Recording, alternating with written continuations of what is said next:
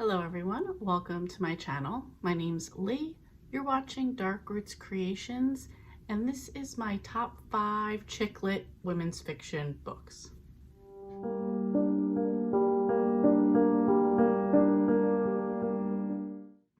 It's December. I'm drinking out of my Halloween mug, and I'm doing like the Advent teas that I didn't do last year. This is Pomegrateful, and it's really good.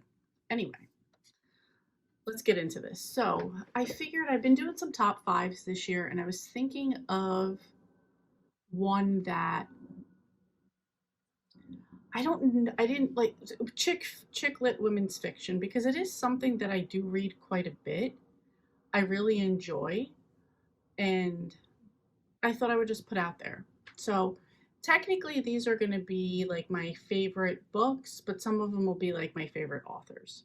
So no particular order, just top 5s. I haven't like narrowed them down into, 1, 2, 3, 4, 5. Let's start out though with Mary Kay Andrews.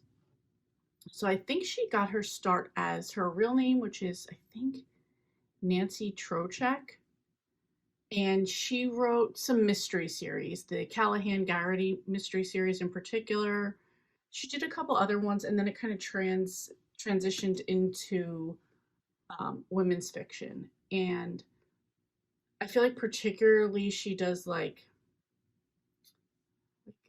southeast type of locations, and I've read everything by her. I really enjoy these. So I can't even particularly pick one book. I'm going to just say to like pick like my favorite by her, but there are so many. I'm gonna say Ladies' Night. But if I just happen to go down the list on Goodreads, the Home Wreckers I gave 4 stars. The Newcomer I gave 5. The Santa Suit I gave 5. And if you wanted to pick that up for Christmas, it was a perfect book to read right now. Summer Rental 4. Weekenders 5. Sunset Beach 4. Save the Date 4. So lots of good stars on here. And as I was going down that list, I had one that was 3 stars and one that was 2 stars.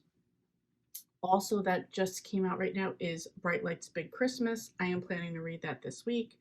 So there's plenty by Mary Kay Andrews out there. And they're usually just like those good chick lit books where it's maybe a bad situation. Let me read one really quick to you. Hold on. Okay, so this is the plot for Ladies' Night. It says, take a splash of betrayal, add a few drops of outrage, give a good shake of proper behavior, and take a big sip of a cocktail called Ladies' Night. Grace Stanton's life as a rising media star and beloved lifestyle blogger takes a surprising turn when she catches her husband cheating and torpedoes his pricey sports car straight into the family swimming pool. Grace suddenly finds herself locked out of her palatial home, checking account, and even the blog she has worked so hard to develop for her signature style. Moving in with her widowed mother, who owns and lives above a rundown beach bar called The Sandbox, is less than ideal. So is attending the court-mandated weekly divorce recovery therapy sessions with 3 other women and 1 man for whom betrayal seems to be the only commonality.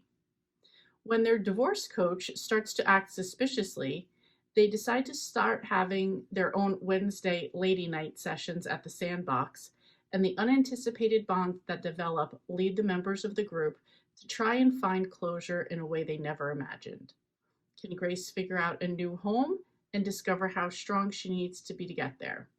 Heartache, humor, and a little bit of mystery come together in a story about life's unpredictable twists and turns. So that's really, they're just like the shitty situations, women picking themselves back up, helping each other, supporting each other, and there's like funny stuff all along the way. That's just one of her books. I would recommend all of them. They're just really good like that. Okay, next up, I'm going to keep short and sweet because we just came out of November, and I don't think it's a surprise to anyone who watches me that I love Nora Roberts. So There are so many books, so many different like subgenres as far as like paranormal, paranormal, paranormal, traditional, like category romance. There's paranormal. There's suspense. There's just a bunch of different ones. Um, I particularly read a trilogy called the In Boonesborough trilogy, and I love this. I still think about this trilogy all the time.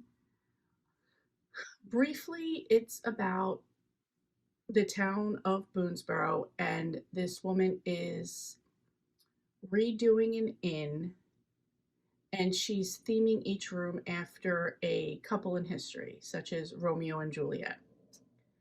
So, some brothers who own a construction company are going to come along and work on it. So this woman is recently divorced. She has three boys. She has her best friend who owns the pizzeria across the street, and then another friend who moves is one of their friends who moves to town. And of course, throughout the three books, each of those three women hook up with three of the brothers. But it's just the attention to detail in building this hotel, which Nora Roberts actually did in real life in Maryland. She did this hotel, which I'd love to stay at. Um, it's just the attention to detail in that, even like what they're cooking for breakfast. I always love like those type of details. In addition to the details of the homes the brothers have built, and like their like the family that they like their childhood family, and even like I like the connection between how like there's three of the brothers, and in the first book, um,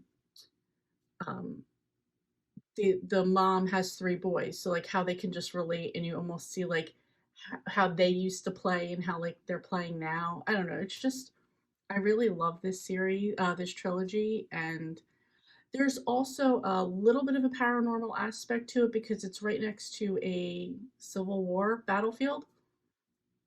So you get a little bit of a Civil War ghost mystery type of thing. It's not overbearing because I didn't really want to like I wouldn't have been into that.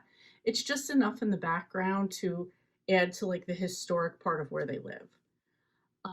It was just really good. I loved everything about it. So I would definitely, if you want to pick up any type of Nora Roberts, I would recommend the In Boonesborough series. Okay, next is just one book. That's all I've read by this author. I don't even know if there are any more, and I know she has since passed away. This is The First Wives Club by Olivia Goldsmith. And if you've watched the movie, the book has as most do, there are some definite changes from the book to the movie. If you've never watched this is about three friends three women who used to be friends when they were younger. You have one that kind of just like got married, had children, and like her life was being a mom. You have one that was like the starlet who just like went on to become a movie star and like has now had like all this plastic surgery and this and that. And then you have the third one that basically helped her husband like build an empire.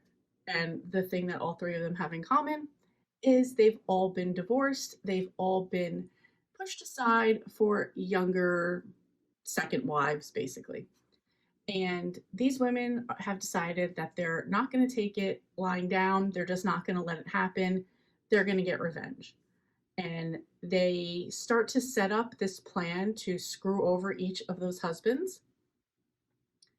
And in turn becomes so much bigger than that because in that they have they have their issues, but they've really worked together and they support each other and they uplift each other.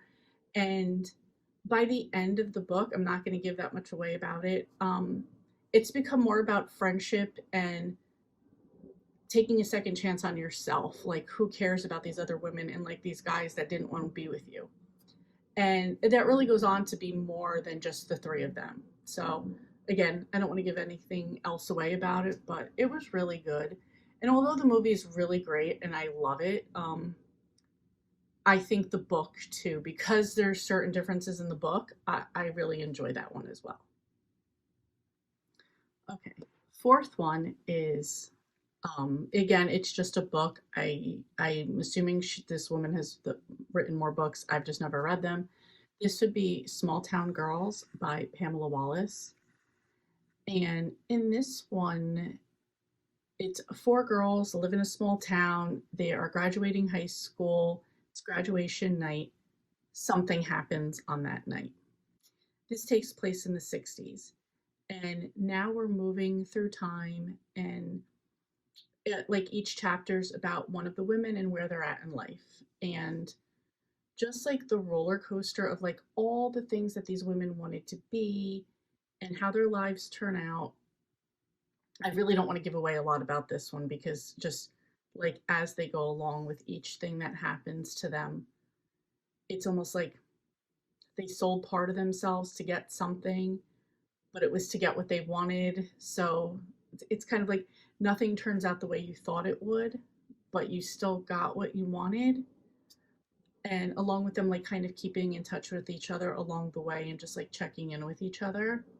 And it's 20 years later, and that night, the graduation night thing has caught up with them, and they have to decide what they're going to do. And it's really good. There's so many different, like, we are in Malibu, we were at like film industry parties, we're in Europe, we're in New York. There's just like all these things going on. And I haven't read this in years. I still have the book, but I still always like think I should go back and reread it because I read it so in like my late teens, early 20s, and I loved it so much that I'd love to go back and just read it again because like the story always sticks in my mind, but I would love to know like how I would feel reading it today. And last is a super famous author who passed away a few years ago. I love everything I've read by her, but particularly like one series.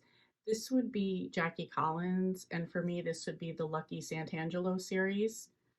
Um, this is it starts out with Gino Santangelo, comes here from Italy. He's raising his daughter Lucky on his own, and he is not the traditional father. He didn't raise a traditional girl who becomes a woman. She just becomes, she's had so much heartache in life. I don't want to go into any more of that. I'll read it for yourself. There's times that her and her father love each other. There's times they hate each other. They have dueled building casinos together. She runs a film studio. She has a family. So much heartache happens in her family. So much like horrible stuff happens. But they are like a true family the whole time. She's like strong, beautiful. You know, she's with her husband, but she's like super independent. They have kids together. The family's just all over the place. It's like a total like mafia Hollywood drama type of thing, and I love everything about this like series, the Santangelo series. Jackie's other books are also all like the sex and scandal behind Hollywood, which are great too, and this is incorporated into that. Like main characters from other books you'll see in the Lucky books. Um, if you're just like into that, this is like such a great series to go down. I love everything about Lucky. And I was reading those since I was younger up until like her last one before she passed away. So that'd be another recommendation as well. So that's it. There's so many more like chick lit women's fiction that I love. I just tried to pick again my top 5 books I love, series I love, authors I love. I hope if you haven't read any of these that you give them a try. I hope you find a new love, a new book, new author. And yeah, that's it. Thank you guys so much for watching, and I will see you next time.